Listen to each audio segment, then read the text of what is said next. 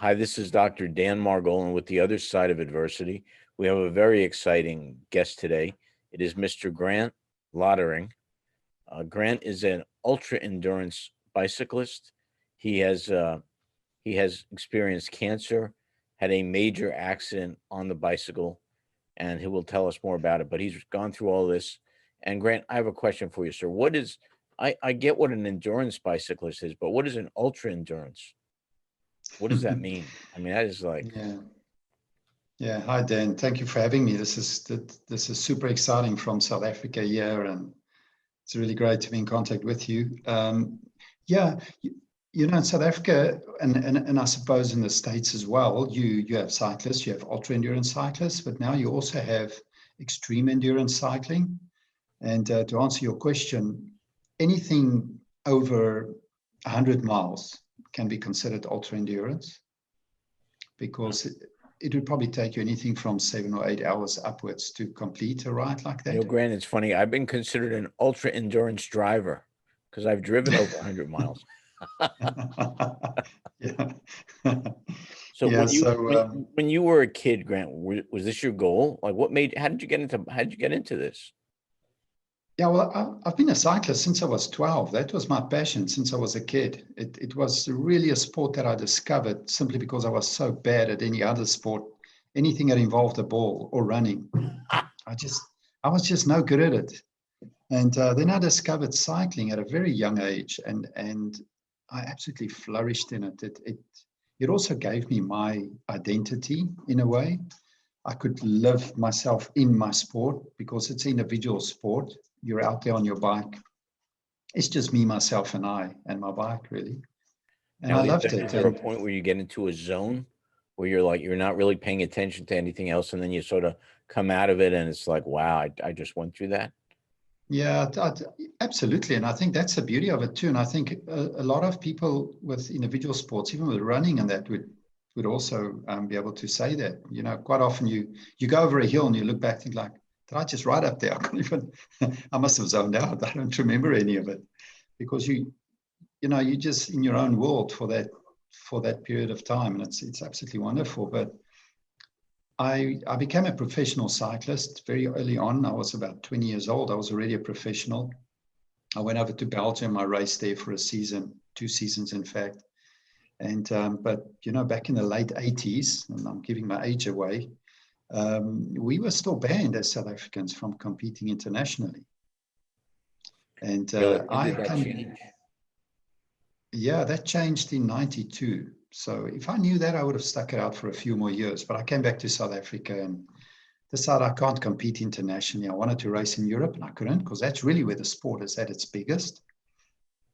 Came back and just started a normal career, but always continued loving the sport. And I started racing again as a master, when you're over the age of 30. But I only got into ultra endurance cycling after my accident in 2013. So, Grant, take us back and tell us about that. What happened? Yeah, I went to Europe to do a training race for the World Masters Championships. It was going to be in October 2013 in Trento, Italy. I went over in July and August, and there was a race in Italy in the month of July 2013 on the exact same route or route as what the World Champs would have been at. So I went to do it as preparation, and round about close to an hour into the race, we had already gone over the first mountain. I was quite close to the front group, and we were pushing extremely hard. And we had a very steep descent that we had to negotiate down and back into the valley. And I was with a small group of about 8 guys. It had rained the night before. And so there were many patches on the route that was still wet, which made it really tricky. You come down a steep road, and you've got a left-hand corner, and you come out of it, and suddenly there's water in the road running across the road from the mountainside. So it was pretty hair-raising, but we came around a sweeping left-hander, and I entered the corner not in the correct line. I was the last of 8 guys in my little group, and we were pushing really hard. I was really almost out of my limit in terms of my ability to descend with these guys, and I just entered the corner from a wrong angle. went straight on, got some water on the road, lost control of my bike. Didn't crash, but just went straight off the road. And next thing, there was this rock embankment in front of me. And I just crashed straight into it. And we were doing over 60 kilometers an hour. Now, Grant, at what point did you realize that you were in trouble? Did you know right away, or?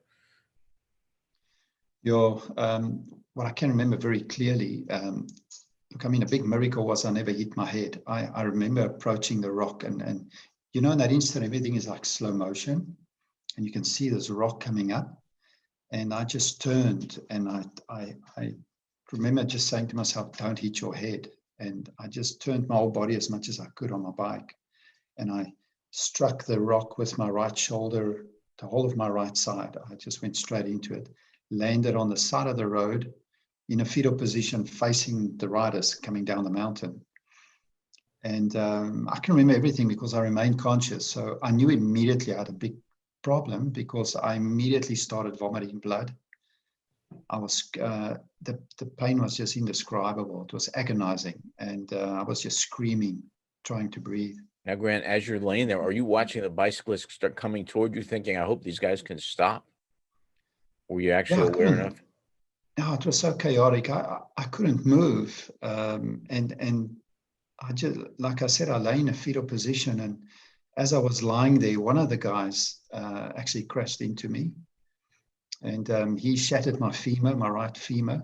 A clean break, clean break right off, as well as the femur neck had a compound fracture.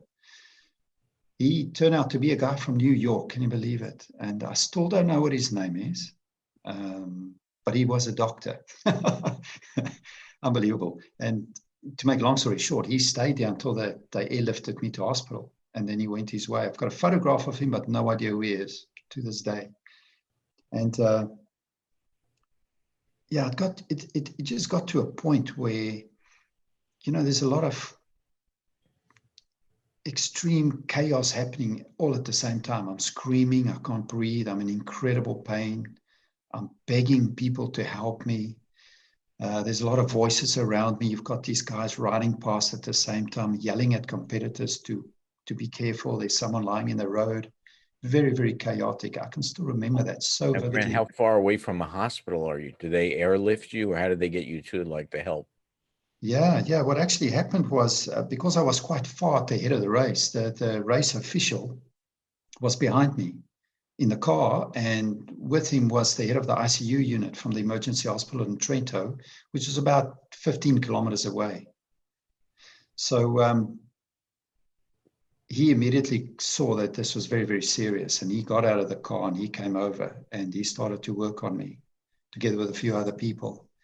And I met him afterwards in hospital, and he explained to me everything that transpired, and he could see immediately, just by the way I was lying, my leg and everything, he could see this was very serious, and he immediately called for air support. So eventually they managed to stabilize me, although my heart stopped twice. And I can actually remember when I got to a point where I couldn't breathe anymore, and I knew I was going to die. I had so this was really what they consider a near-death experience. Yeah, very much so. Yeah. Did you have any did you have any of the out-of-body experiences that you hear some people talk about, or anything from that you remember? Dan, for me, it was different. I was a believer before my accident. I prayed that morning in my hospital room for God to just help me through this day. So it turned out a bit differently. But I remember I was lying there, and I got to a point where I couldn't feel any more pain. I still could see everybody around me, and I could hear everybody, but I felt absolutely no pain.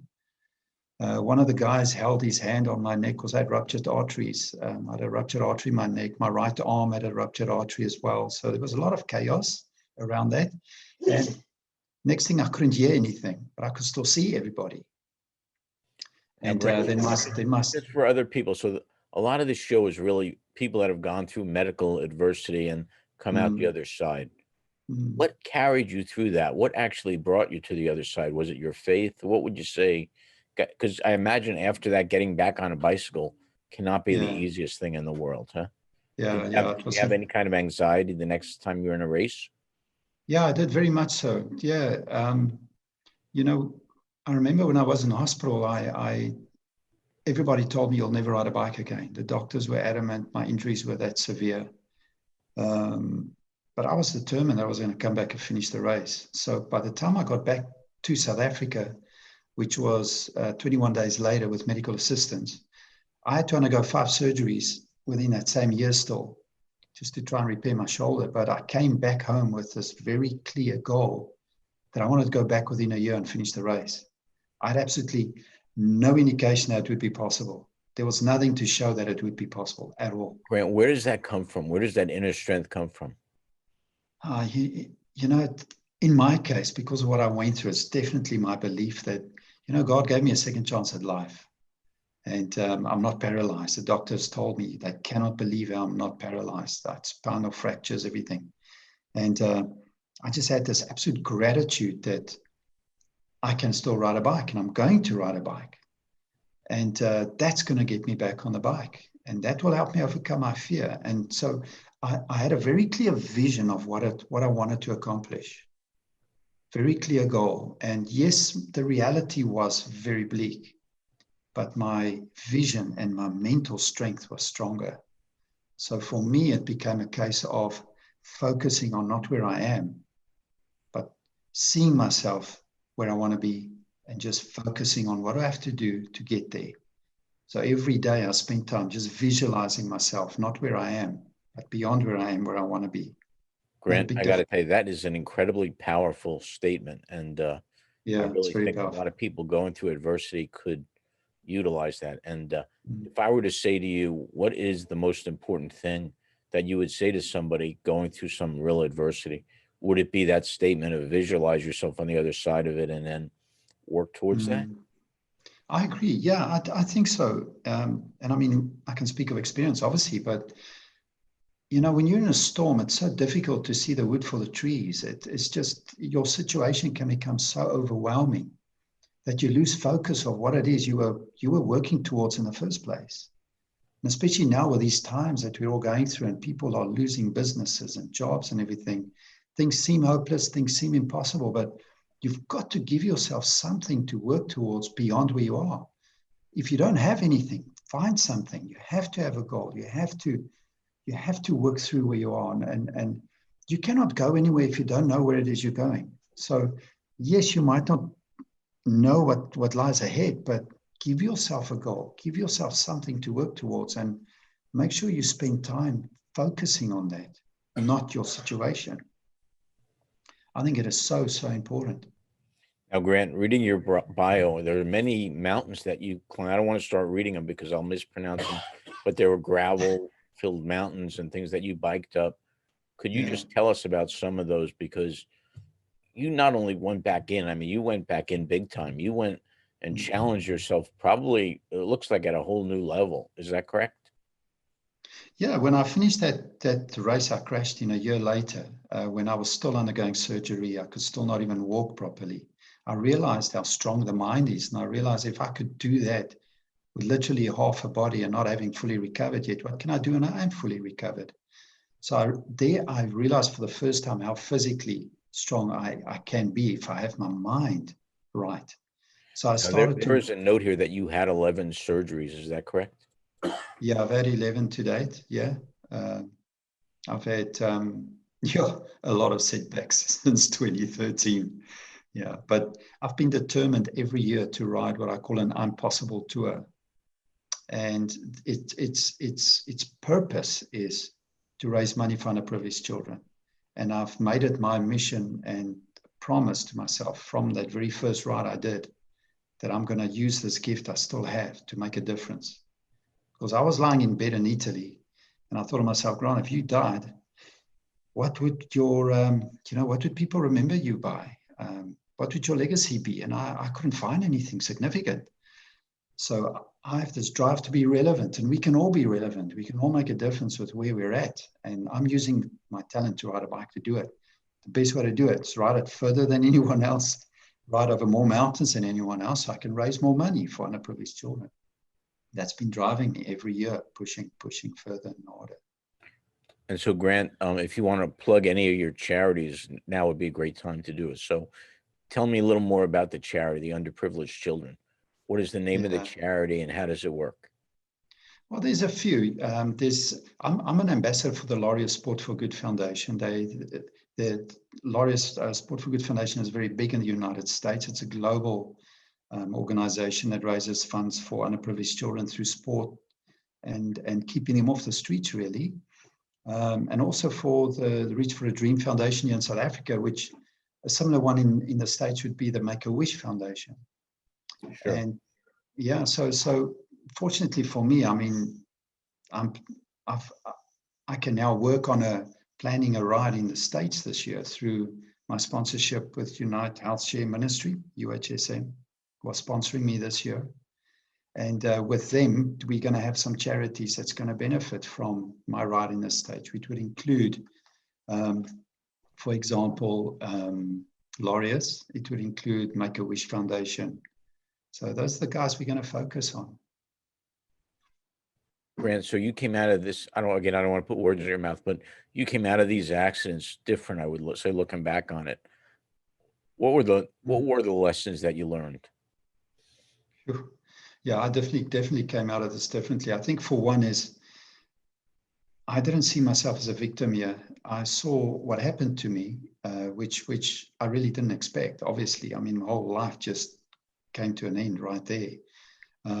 That this happened for me, not to me. So for me, it's all about attitude. It's all about the way you embrace adversity, and you all know exactly what I mean. Bad things happen to good people. It's what you do with it. I love So what you just said. You didn't come out of this as a victim.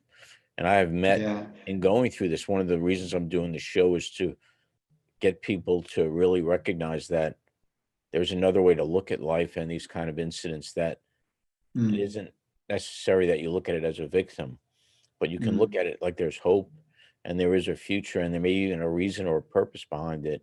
And like you yeah, said, you found it, absolutely. which is to help children. And Yeah, for sure. And not just that, I think quite often, and I think for your listeners, there'll be many people that can relate to this, is sometimes things happen to get you to where you need to be, because we find ourselves in this comfort zone, and we think we're living our best life until something happens and you find yourself suddenly thrust out, and you have to make a change to your life. And quite often it turns into something that's been the best thing that could have happened to you. So yeah, just it really is, to me, the way you look at your life and the way you we need to learn to be resilient. I think a lot of people at the moment are learning exactly that, to be resilient, to not just depend on a paycheck or depend on an employer. They're not in control of your life. You are. You've got to make the most of it. And if something happens that you don't expect, turn it into something good, even if it means that you use it to help somebody else, like what you're doing at the moment, taking adversity and making a difference with it. Grant, So thank you for yeah, that. And I mean, to be at all in your company is a great honor, sir. I mean, what you've been thank through and what you. you've done with it is just really very impressive. And thank you for being on this show. And thank you for everything you do. And thank you for your viewpoint. Thank you for having me. Yeah, we're just getting started. Looking forward to breaking into the United States and making a difference with UHSM. Looking forward to it. Thank you. Well, I'm filming this in New Jersey, so we're outside of New York. So if you send me a Yes. picture of that doctor, we'll find him. Yes. Yeah. Yeah, he's got a cycling helmet on and glasses, but I can do it for sure. Okay. All right. Wonderful. If people wanted to get in touch with you or your Mm. charity, how would they do so? We'll Yeah, have. the best way, Dan, is through my website, grantlottering.com. All the social media handles are on there. There's also a tab to contact me, and I will receive an email. So anybody that wants to reach me can send me an email via that tab on my website, or just go to all the various social media handles and they can connect with me through there. It's the best way, grantlottering.com. Now, Grant, it almost sounds like, and I could be off, but is there a book in here somewhere? Oh, you know what? We're busy. We're working on one as we speak. Yeah, we're working on one. Also, thanks to my sponsor, UHSM, who's made it possible. So we have an author. We're busy working on the book, and it will be brought out this year sometime, and it will be in the States. We'll do a launch in the States. So I'm really looking forward to that. You know, when you launch It'll be it, an autobiography. when you come back on the show when you launch it, we would love to have you. Oh, wonderful. Yeah, I'd love that. Thank you. Grant, I didn't ask you about, tell me about just how your family and how they dealt with this.